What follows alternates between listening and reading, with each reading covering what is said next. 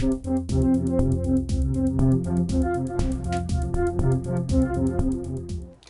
everyone, it's Elizabeth from Elpis Astrology at elpisastrology.com. Thanks for joining me today.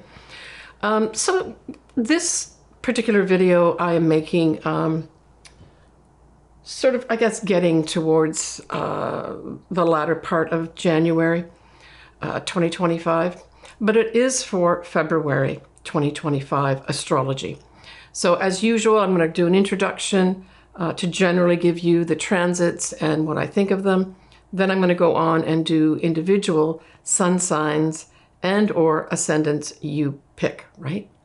Now the big standout for me, actually there's two of them for February, is that Mars will now go direct towards the end, actually the 23rd of February. So that's all good news, you know, we can say things are going to start moving forward, certainly by, you know, the latter part of this month, February 2025. But we also have Mercury that will be going into its shadow period, literally the last day, the 28th of February. So both these things I think are important, and I'll go into the detail of what is around both those transits or degree points so you can relate it to your own chart, right? So we have on the 3rd of February, we have this nice conjunction of Neptune, which is the ruler of Pisces, conjuncting the transiting north nodes in Pisces. Now, this can just, as a general theme, make things dreamy, have you feeling very inspired, giving inspiration to people. But if we take it out to the general world, we could say a lot of us are going to feel very inspired at this time. In particular, if you were in the arts, and I'm thinking more like dance, music, either playing music, writing music, poetry, but the arts generally speaking, I would say that this 3rd of February could bring some wonderful ideas in for you. But for others, it might just be a time to dream about your future, right? Or how can I inspire myself and be motivated in my future ahead of me, right? Now, the next day, on the 4th of February, we have Jupiter going direct at 11 Gemini. And so this is good news. I mean, Jupiter, generally speaking, doesn't really bring anything bad for you unless you're really working. And if you're working towards bad stuff, this will, you know, expand it for you.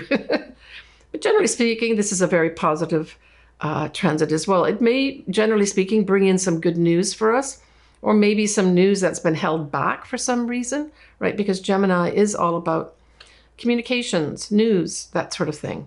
So that 4th of February could actually have some good news coming our way, or something revealed through probably the news media of some sort. Now on the 12th of Feb, we have our first lunation of the month, and it's going to be a full moon in Leo at 24 Leo and 5 minutes at 5:53 a.m. Pacific Standard Time. We will have the sun, that will be in Aquarius, right? That's opposite to Leo, will be conjuncting Mercury. But if we look at the sun, the moon, and Mercury, they're all squaring Uranus. We're going to have Mars, which is still retrograde, trining Saturn. I think that is a good thing. And then Venus will be widely sextiling Pluto, Mars widely squaring Chiron. So when we look at this big lineup of the sun, the moon, and Mercury square Uranus, it immediately says to me, there's going to be some bad news delivered, or news that's not going to sit. And this may be very revolutionary type energy too with that Uranus, right? But because it's a full moon, it's also saying there's going to be some unwelcome announcements about endings to things. And I say with the Leo full moon, this is like a proclamation, you know, Leo the lion, strutting on that stage, look at me. So there's going to be that kind of, I would say, arrogance probably around that full moon, and maybe literally someone like Leo the lion, you know, making these unwelcome announcements. But that whole full moon is all around communications, announcements, news, with the Sun conjuncting Mercury at this time. I like the Mars retrograde trining Saturn. What this does is they're both opposing energies on their own, if you think about it. But what this is saying is this is going to be a good day to potentially, put your shoulder into doing some work of some sort, or planning, especially since it's still retrograde Mars. This would be a really good day to plan, maybe to end something, right? Because it's a full moon. The Venus sextiling Pluto says to me, there may be some opportunities to make some money. So maybe that Mars retrograde trine Saturn has you thinking and planning out work of some sort, right? Saturn is work. And then that whole Venus sextiling Pluto says, hey, there might be some opportunities to make money here if I plan carefully. There may be some current concerns generally about health of some sort. Just some information coming up because we still have that Mars retrograde, but it's squaring Chiron, speaking about health, right? When we look at further on into February, at the 23rd of February, at 6 p.m. Pacific Standard Time, we have that Mars going direct, and it will go direct at 17 degrees of Cancer. So certainly, if you've got something around 17 degrees of Cancer, this is a signal on the 23rd of February that you're going to see a clear way forward to take some action or movement of some sort, right? A lot of people are going to be cheering that day. Now, technically, you're supposed to really wait till Mars, although it's going direct that day, to actually get out of its shadow period. But I've really felt strongly about this, that this day is going to mark something for some people with regards, okay, I'm finally released. I can move forward with my plans, whatever those plans are. Now, this is Cancer, right? So Cancer, we're talking about motherhood. We're talking about our home, our homeland, our families. So yeah, if you've got something around this point, it might be a day that you give birth. That could be very much it. Or your family is more important to you for some reason at this time. Maybe making movement literally towards them. Now, as Mars goes direct, it will widely oppose a moon that is going to be in Capricorn. So what this does, and I really liked it, with the moon being in conservative Capricorn, it kind of tempers any immediate rash movement forward at this Mars going direct time period on the 23rd of February. So I like that. Mercury in Pisces will be trining Mars. So this says probably announcements, good news announcements of, hey, we're going forward with this now. I've signed off the contract, here it is. Or we've got approval for the money for that proposal. We're still going to have the influence of Neptune conjunct in the north nodes. So this also gives great inspiration, right? So I think that adds more, the Neptune conjunct north nodes, more emphasis on the Mars going direct and actually, tangibly seeing something that reflects that. Mercury will widely conjunct Saturn. And I think that's good too. It's like being conservative in your thinking. The most negative part of Mercury conjunct Saturn would be negative thinking.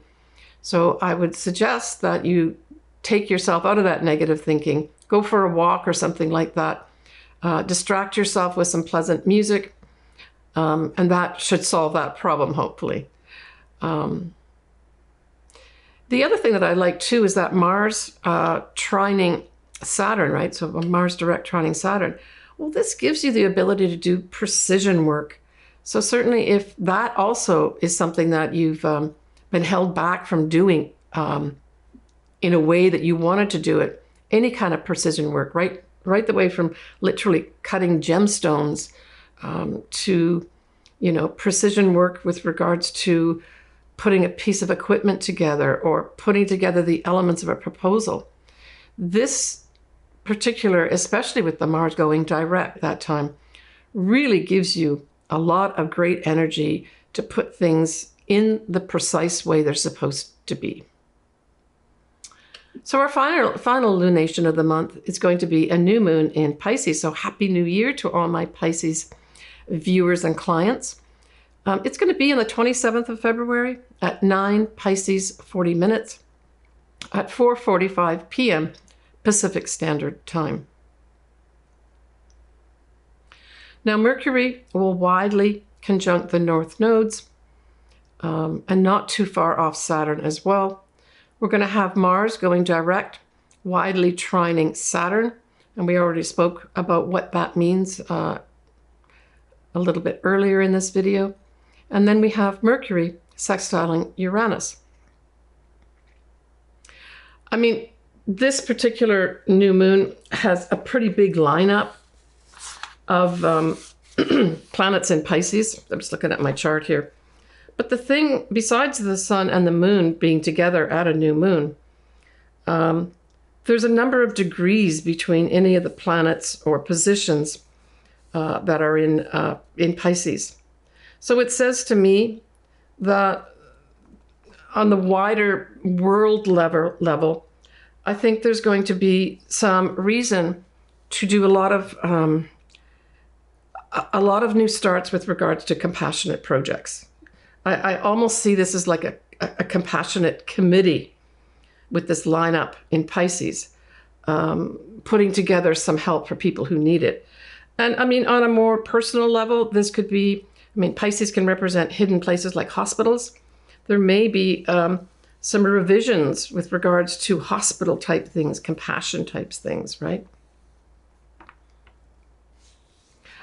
Now, the next day, so that's the last day of February, the 28th of February, Mercury, certainly Pacific time, goes into its shadow. We already have Venus in January gone into her shadow. Now it's Mercury's turn, right? And I'm just saying that because it's the day after the new moon, I would say that this Mercury retrograde plays into that new moon, or Mercury in shadow, rather. So what does that say to me? It says to me, whatever you're putting together as a new start, if it involves anything to do with contracts, writing, any kind of communications, look carefully at what you're putting down, what you're signing, etc. Why? Because we're going to have not only a Mercury retrograde in March, we're having a Venus retrograde in March as well. So this ties in potentially two things as well.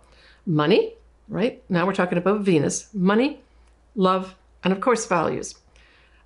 So if anything around that new moon falls into these areas of money, love, and value of yourself, I would say that pay great attention to any kind of communications, because in March, you're going to be going over all that, whatever it is. Now, typically we say you've got to have something around the degree points, right? So this shadow period we're talking about is when Mercury actually goes direct, which would be an April time period, right?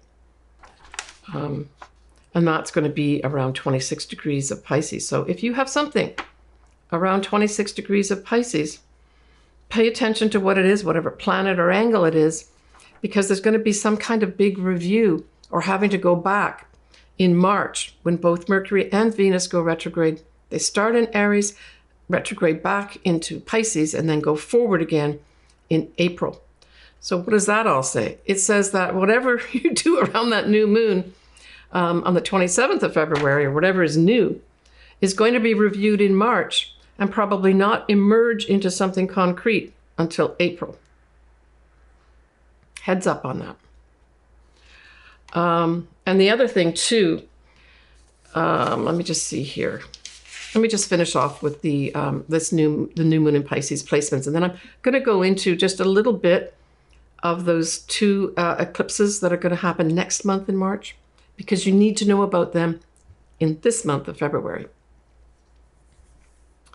All right, so we have, again, at this new moon in Pisces, we have Jupiter squaring the moon and the sun. And like I said before many times, Jupiter really tends to bestow a lot of positive energy on you, even at squares. And I still think that that's true. But I think also in a global standpoint, you know, on the global stage, I think this Jupiter squaring the moon and the sun is going to put some kind of emphasis with regards to this is the beginning of many things expanding here. And the many things that we're expanding here on the global stage aren't necessarily going to be sitting with everybody very well. Now, Jupiter is at around 11 degrees of Gemini. And of course, the sun and the moon are 9-10 degrees of Pisces. So you really have to have something, if we're talking about an individual level, around those degrees to really have this effect with the Jupiter square, the new moon, right? And the sun. So the other configuration we have here is Mercury will be conjunct the north nodes, and in turn, the north nodes will conjunct Neptune. So this says a couple things. At the highest level, this is saying, you know, many of us are really going to be feeling inspired at this time with regards to our future destiny. Just plain and simple, right? The other part of it is that we get confusing information or messages about our future destiny path, or it seems unclear what our future destiny path is, sort of more on a global level, right? A mundane level. If you do have these degree points, so we're talking 24, 27, and 28 of Pisces, there might be some confusion around, you know, where you're going to be going in the future. But like I said, it can also be a time when you get great inspiration to move toward your destiny path. All right, that's it for the new moon in Pisces as we end the month of February. I just wanted to discuss a little bit about, especially the first, and I'll do this in more detail in my March video, but because March has 2 eclipses and both a Mercury and a Venus going retrograde, I really feel that you need to pay attention to what's happening in February, because you may have something happen in February that, technically speaking, is reflected in the transits and the eclipses that are happening in March. It's an extremely powerful setup for anything happening astrologically in March. And a lot of times, especially with eclipses, you can actually have something happening a month earlier that then just continues to play out in March. So pay attention if you've got anything. The first full moon is going to be on the 13th of March, the full moon total eclipse. And that is going to be at 23 degrees, almost 24 degrees of Virgo.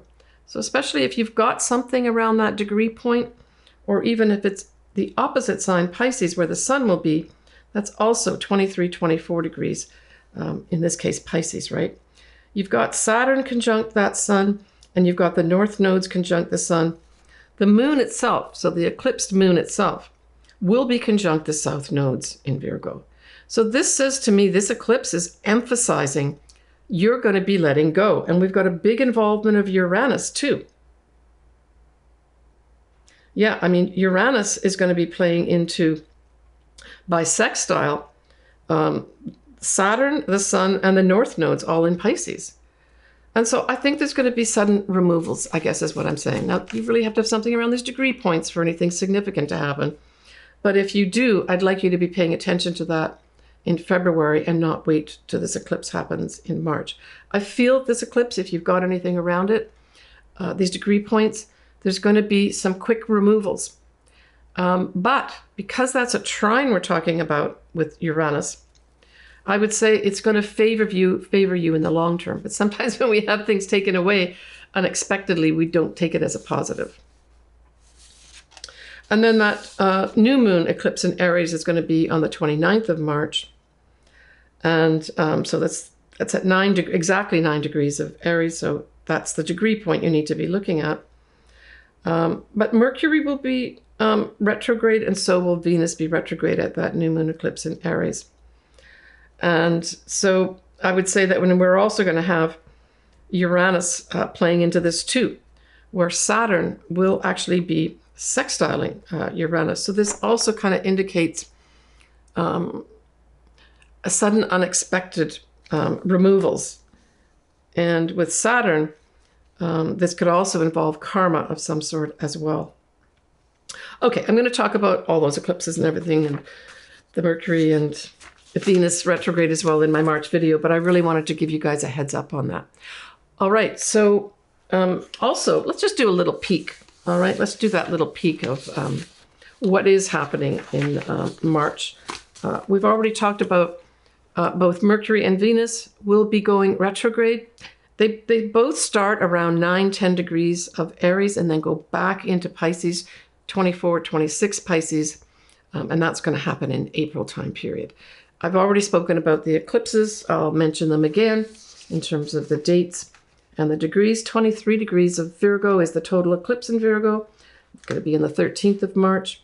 New moon eclipse is exactly at 9 degrees of Aries on the 29th of March. All right, let's move on to take a look at your sun sign and or your ascendant. I suggest that you listen or watch both. All right. So Cancer, that full moon in Leo falls in your second house. So classically in astrology, we would say that there's going to be an ending of some sort with regards to some income that you're making. But there's another side to that too, right? That full moon could also illuminate the fact that, you know, you've not been valuing yourself and that you should be being paid more money. And you come to the realization, I've got to get more money here. I'm not being valued for all maybe your great creativity that you're doing. So it's more of an internal process where you decide, yeah, I've got to stop doing, maybe it's a job that you're doing. And I've got to start now looking for other means to get income. I mean, certainly it can mean that some income goes away, right, with the full moon.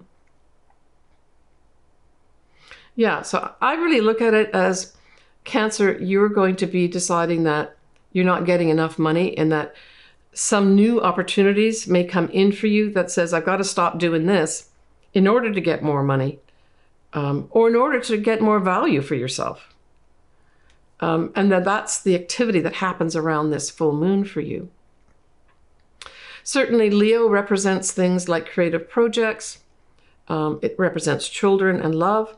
So there may also be some, I'm thinking, value of yourself associated with those types of things too. Maybe children or a love that you've got that maybe you don't feel you're being valued enough and there's a big spotlight that's put on it and you've got to think about it. When we look at that Mars going direct, it's in your sign, Cancer.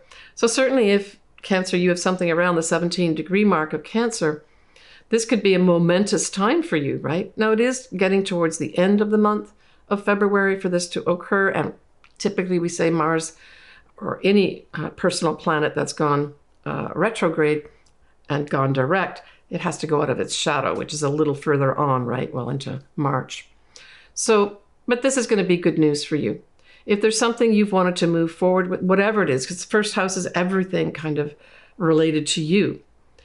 It could also have you being featured in some way where all of a sudden there's demand put on what you you offer up to people, or someone has been seeing you, listening to you, watching you, and they may come forward, maybe even a male, because males can be represented by Mars too.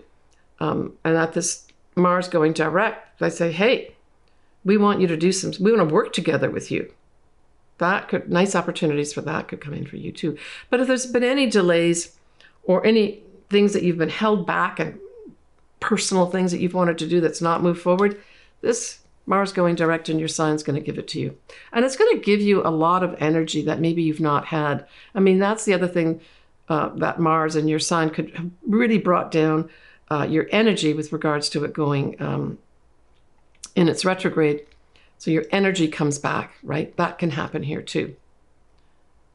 All right. when we look at that new moon in Pisces, well, it's a fellow water sign, just like you. And it trines your sign and your ninth house. So what does this talk about? Well, the ninth house is about potentially travel.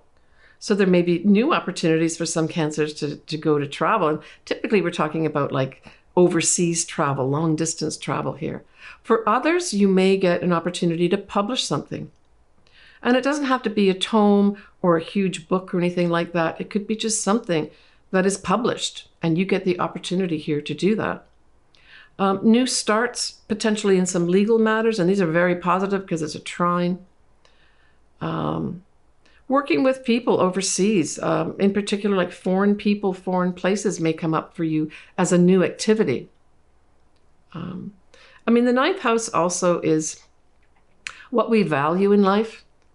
So together with that Mars going direct in your sign, you may get some very clear indications from the universe that, yeah, everything that you've done, the hard work that you've done, and where you're going right now is good for you and meaning in life for you, where you get opportunities here and positive energy that really makes you feel, and almost I get this feeling of recapturing that innocence of being so happy in your life because you feel you now have meaning here in whatever activity comes in at this time with the trine to the ninth house.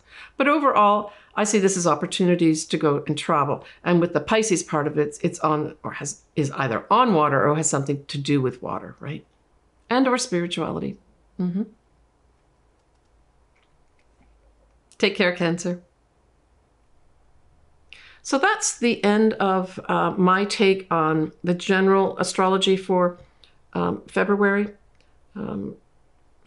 Yeah, and hopefully you've got something that you relate to in here. I always love hearing from you. Please leave me comments. I also encourage you to reach out to me if you want any kind of reading. Everything's down below. I have everything's pretty well everybody in some way could connect with one of my services. I try to really keep my my costs down for you because I absolutely love doing this work. It energizes me every time I do it. All right, I want to thank you for listening to me. For new subscribers, welcome on board. All right, everybody, take care of yourself, sending you lots of love. And with this month, let's just say lots of inspiration. Bye for now.